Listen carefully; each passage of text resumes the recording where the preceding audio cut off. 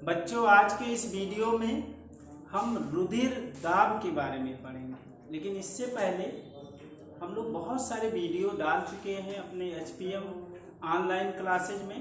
तो उन वीडियो को आप पढ़ते रहिए, लाइक करिए, कमेंट करिए और इसके साथ साथ अगर चैनल को सब्सक्राइब ना किए हो तो चैनल को सब्सक्राइब भी कर लीजिए, बेल आइकन दबा दीजिए, जिससे आपको नोटिफिकेशन मिलता रहे।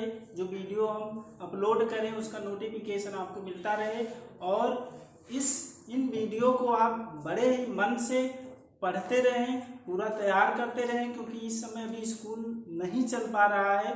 तो बड़े मेहनत से आपको लग जाना है, अच्छी तरह से पढ़ते रहना है। तो अब हम शुरू करते हैं। जो टॉपिक है आज का वो है रुधिर दाब। तो रुधिर दाब क्या होता है आपको पता है। इसके पहले के वीडियो में आपको हृदय का कार्य बता दिया गया है। तो जो हृदय का कार्य होता है वो क्या होता है, रुधिर को पंप करना आगे की तरफ। वो पंप किसमें करता है, रुधिर वाहिनियों में, धमनियों में करता है।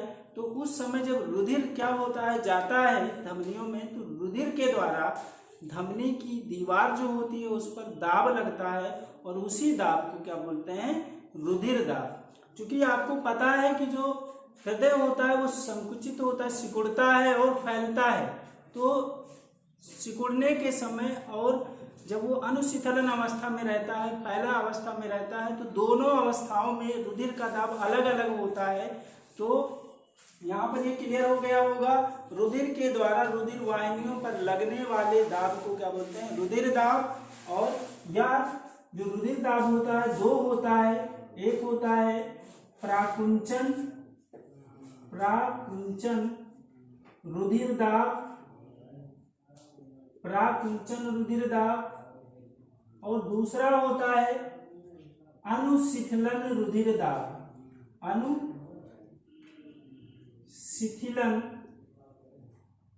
रुधिर दाब होता है।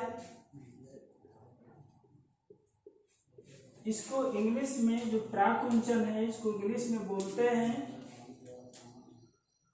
सिस्टोलिक ब्लड प्रेशर,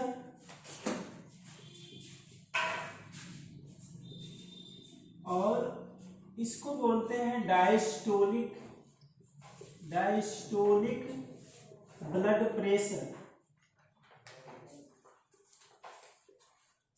आपको ये याद रखना है कि जो सिस्टोलिक ब्लड प्रेशर है और डायस्टोलिक ब्लड प्रेशर दोनों में डिफरेंस क्या है। जब हृदय कॉन्ट्रैक्ट होता है, हृदय जब सिकुड़ता है, उस समय रुधिर दाब रुधिर वाहिनियों पर रुधिर के द्वारा ज्यादा लगता है और उसको बोलते हैं प्राकुंचन रुधिर दाब। और एक सामान्य मनुष्य का प्राकुंचन, सामान्य अगर स्वस्थ व्यक्ति है तो उसका प्राकुंचन रुधिर दाब जो होता है वो होता है 120 mmHg, मिलीमीटर पारे के दाब के बराबर होता है। कितना होता है, 120 मिलीमीटर पारे के दाब के बराबर। जबकि अनुशीतलन जब हृदय रिलैक्स स्टेज में होता है, यानी फैलाव की अवस्था में होता है, उस समय रुधिर के द्वारा जो दाब लगता है उसको बोलते हैं अनुशीतलन रुधिर दाब या डायस्टोलिक ब्लड प्रेशर। और ये एक सामान्य स्वस्थ व्यक्ति का जो रुधिर दाब होता है वो होता है 80 mmHg, यानी 80 मिलीमीटर पारे के दाब के बराबर होता है। अब अगर जैसे ब्लड प्रेशर जब पूछ लिया जाता है कि एक सामान्य स्वस्थ पुरुष का जो रुधिर दाब होता है वो क्या होता है, तो उसको लिखते क्या है, वो लिखते हैं 120/80 mmHg। ये याद रखना है। अगर कहीं आप 80 और 120 लिख दिए तो ये गलत होगा, इसलिए ये ध्यान रखना है। पहले जो होता है सिस्टोलिक ब्लड प्रेशर ही लिखा जाता है और बाद में डायस्टोलिक ब्लड प्रेशर लिखा जाता है। तो ये याद रखना है कि अगर क्वेश्चन पूछ लिया गया कि एक स्वस्थ व्यक्ति का जो रुधिर दाब होता है कितना होता है, तो आपका ये आंसर यही होना चाहिए। ये इसको इस तरह भी कभी कभी लिखा मिलता है तो ये भी सही होगा। अब यहाँ पे देखिए, रुधिर दाब को मापने के लिए एक यंत्र प्रयोग होता है, एक इंस्ट्रूमेंट यूज किया जाता है, और उस इंस्ट्रूमेंट का जो नाम है वो होता है, इसको भी याद रखना, 1 नंबर में एक क्वेश्चन पूछा जा सकता है। उसका नाम है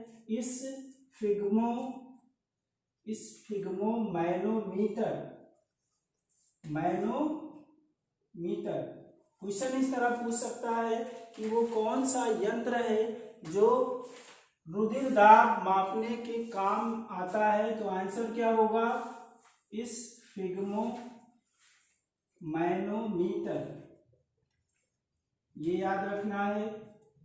या क्वेश्चन ये भी पूछ सकता है कि जो मैनोमीटर वो किस काम में आता है।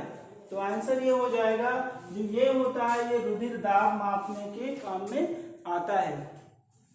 तो इसके बाद हम लोग पढ़ेंगे रुधिर वर्ग। रुधिर वर्ग क्या होता है इसको जान लेते हैं। देखिए, होता क्या था, पहले के जमाने में जब रुधिर वर्ग का ज्ञान नहीं था, तो ऐसे ही जब किसी व्यक्ति के शरीर में रुधिर की कमी हो जाती थी, खून की कमी हो जाती थी, तो क्या किया जाता था, किसी दूसरे व्यक्ति का खून दे दिया जाता था। उस केस में क्या होता था, कभी कभी तो मनुष्य बचते थे और अधिकांशतः क्या होते थे, वो मर जाते थे। तो एक वैज्ञानिक थे जिनका नाम था कार्ल लैंडस्टीनर, याद रखना है। कौन थे, कार्ल लैंडस्टीनर।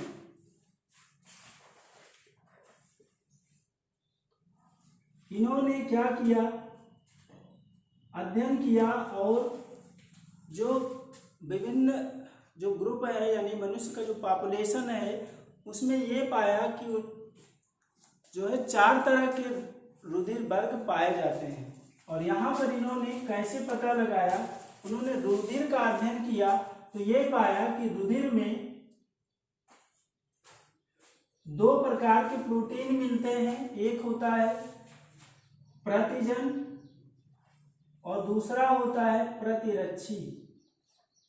प्रतिजन और प्रतिरक्षी, इंग्लिश में इसको प्रतिजन को एंटीजन कहा जाता है, एंटीजन, और इसको एंटीबॉडी बोलते हैं, एंटीबॉडीज बोलते हैं। यहाँ पर देखिए, ये बहुत ही ध्यान रखने वाली चीज है। जो प्रतिजन होता है, ये जो आपको पढ़ाया गया लाल रुधिर कणिकाएं, या इंग्लिश में इसको शॉर्ट में आरबीसीज बोलते हैं, इसकी सतह पर ये पाए जाते हैं। कहाँ पाए जाते हैं, इसकी जो मेम्ब्रेन होती है, उसकी जो कवरिंग होती है, उसकी सतह पर ये पाए जाते हैं। जबकि जो प्रतिरक्षी होता है वो कहाँ पाया जाता है, प्लाज्मा में मिलता है, याद रखना है। यानी कि जो प्रतिजन मिलता है रुधिर में, वो कहाँ मिलता है, आरबीसीज की सतह पर मिलता है, लाल रुधिर कणिकाओं की सतह पर मिलता है। जबकि जो प्रतिरक्षी होते हैं, या हम कह सकते हैं एंटीबॉडी, वो कहाँ मिलते हैं, प्लाज्मा में। क्योंकि आपको पता है रुधिर के 2 भाग, प्लाज्मा और रुधिर कणिकाएं, तो प्लाज्मा में ये एंटीबॉडी मिलते हैं। अब थोड़ा सा आपको देखना, जो एंटीजन होते हैं या प्रतिजन जो होते हैं, वो भी 2 तरह के होते हैं, प्रतिजन ए और प्रतिजन बी। और इसी तरह से प्रतिरक्षी भी 2 तरह के होते हैं, प्रतिरक्षी ए और प्रतिरक्षी बी। अब यहाँ पे इसी के आधार पर कार्ल लैंडस्टीनर में मनुष्य में जो पाए जाने वाले रुधिर वर्ग हैं, उसको क्या किया, विभाजित किया। तो यहाँ पर जिन व्यक्तियों में प्रतिजन और प्रतिरक्षी ये थे, क्या, जिनमें प्रतिजन ये था और प्रतिरक्षी बी था, उन व्यक्तियों का जो रुधिर वर्ग था, उनको क्या कहा गया, कौन सा रुधिर वर्ग दिया गया, वो रुधिर वर्ग ये हो गया। जिन व्यक्तियों के रुधिर में प्रतिजन बी और प्रतिरक्षी ये था, उनका रुधिर वर्ग जो बना वो क्या हुआ, वो हुआ बी। कुछ ऐसे भी व्यक्ति मिले जिनके रुधिर में प्रतिजन AB था और कोई भी प्रतिरक्षी नहीं था, तो ऐसे व्यक्तियों के रुधिर वर्ग को कहा गया AB। उनका जो ब्लड ग्रुप था वो क्या था? AB था। और कुछ ऐसे भी व्यक्ति मिले जिनमें क्या था? कोई प्रतिजन नहीं था और दोनों प्रतिरक्षी उपस्थित था, तो उनका जो रुधिर वर्ग हुआ वो क्या था? वो था। तो कुल मिलाकर के जो पॉपुलेशन है, जनसंख्या है, उनमें अलग अलग मनुष्यों का जो रुधिर वर्ग अलग अलग होता है, वो किसके आधार पर? प्रतिजन और प्रतिरक्षी के आधार पर। अब यहाँ पर एक बार हम फिर देख ले रहे हैं किनका, जिनका रुधिर वर्ग ये होगा उनमें जो प्रतिजन होगा वो क्या होगा? A और प्रतिरक्षी B। जिन व्यक्तियों का रुधिर वर्ग B होगा उनमें प्रतिजन B होगा और प्रतिरक्षी क्या होगा? ये होगा। और ऐसे व्यक्ति जिनका रुधिर वर्ग AB है उनमें दोनों प्रतिजन उपस्थित होंगे लेकिन कोई भी प्रतिरक्षी नहीं होता है। और ऐसे व्यक्ति जिनका रुधिर वर्ग वो है उनमें कोई प्रतिजन नहीं होता है और प्रतिरक्षी दोनों उपस्थित होते हैं। तो यहाँ पे ये उम्मीद है कि आप सभी लोगों को रुधिर वर्ग के बारे में ज्ञान हो गया होगा। अब हम लोग थोड़ा सा अगला जो टॉपिक इसी में हम कवर करते हैं वो है रुधिर आधान। क्या है? रुधिर आधान, या उसी को इंग्लिश में बोलते हैं ब्लड ट्रांसफ्यूजन। रुधिर आधान या ब्लड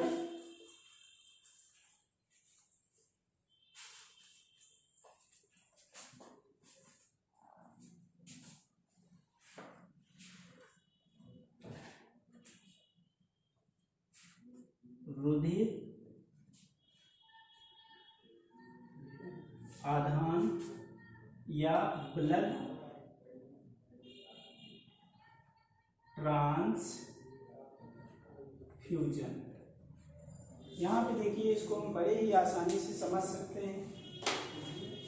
जो रुधिर आधान है, जिसे यहाँ पर मैं एक फिगर के माध्यम से आपको समझाने की कोशिश कर रहा हूँ।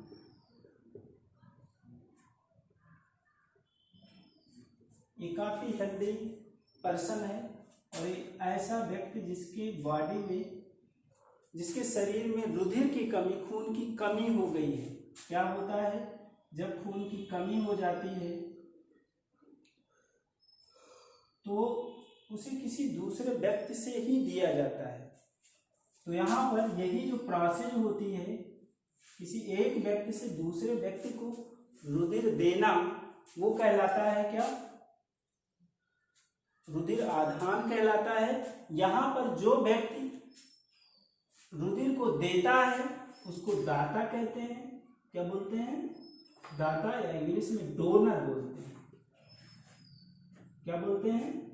दाता या डोनर। और जो व्यक्ति रुधिर को प्राप्त करता है, ग्रहण करता है, उसको ग्राही कहते हैं। ग्राही या रेसिपिएंट,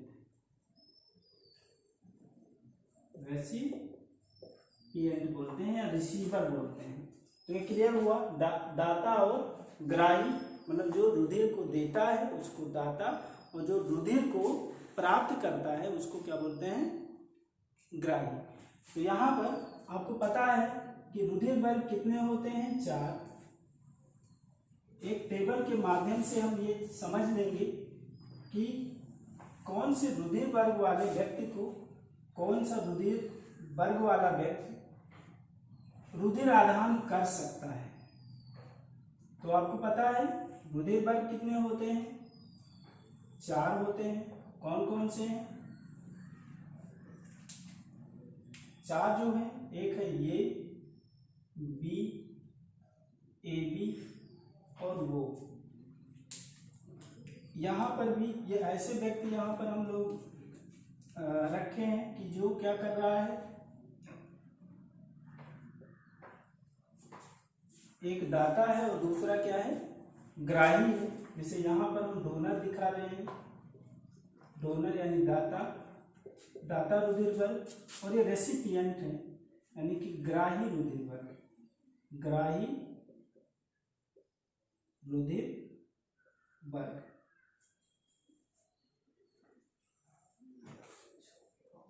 यहां पर आपको ये समझना है कि ये 4 व्यक्ति हैं और चारों व्यक्ति का रुधिर वर्ग अलग अलग है, ए बी और वो। यहाँ पर भी 4 व्यक्ति हैं और चारों व्यक्तियों का रुधिर वर्ग क्या है, अलग अलग है। एक का ये है, एक का बी है, एक का ए बी है और एक का ओ है। अब हम ये जान लेंगे कि कौन सा व्यक्ति किस रुधिर, जैसे रुधिर वर्ग ये वाला व्यक्ति इन चारों में से किसको किसको दे सकता है। लेकिन इसको जानने से पहले हमको एक पॉइंट जानना बहुत ही जरूरी है, क्योंकि आपको बता दिया गया है कि रुधिर वर्ग ये अगर है तो उसमें जो प्रतिजन है वो क्या होता है, ये, और प्रतिरक्षी क्या होता है, बी। रुधिर वर्ग बी जो होता है उसका प्रतिजन क्या होता है, बी, और प्रतिरक्षी क्या होता है, ये होता है। थोड़ा ध्यान देना है, अगर प्रतिजन ये और प्रतिरक्षी ये दोनों एक साथ हो जाएं, मतलब दोनों क्या हो जाएं, एक साथ हो जाएं, तो उस केस में क्या होगा, जो लाल रुधिर कणिकाएं हैं, इस तरह से जो लाल रुधिर कणिकाएं आपस में क्या होंगी, ऐसे चिपकने लगेंगी और चिपक करके क्या करेंगी, पूरे जो रुधिर वाहिनियां हैं उनका जो मार्ग है उसको अवरुद्ध कर देंगी, ब्लॉकेज कर देंगी, ब्लॉक कर देंगी, और उस कारण से रुधिर का जो बहाव है, सर्कुलेशन है, वो बंद हो जाएगा और फिर व्यक्ति की मृत्यु हो जाती है। अगर गलत तरह से रुधिर का आधान हो गया तो क्या होगा, ये कारण बनेगा। अगर प्रतिजन ये और प्रतिरक्षी ये दोनों एक साथ हो जाएंगे, या प्रतिजन बी और प्रतिरक्षी बी ये एक साथ होंगे, तो वो कारण क्या बनेगी कि जो लाल रुधिर कणिकाएं हैं आपस में चिपकने लगेंगी और चिपक करके रुधिर वाहिनियों को क्या कर देंगी, ब्लॉक कर देंगी, अवरुद्ध कर देंगी, जिससे रुधिर का जो सर्कुलेशन है परिवहन नहीं हो पाएगा और उस केस में उस व्यक्ति की मृत्यु हो जाएगी।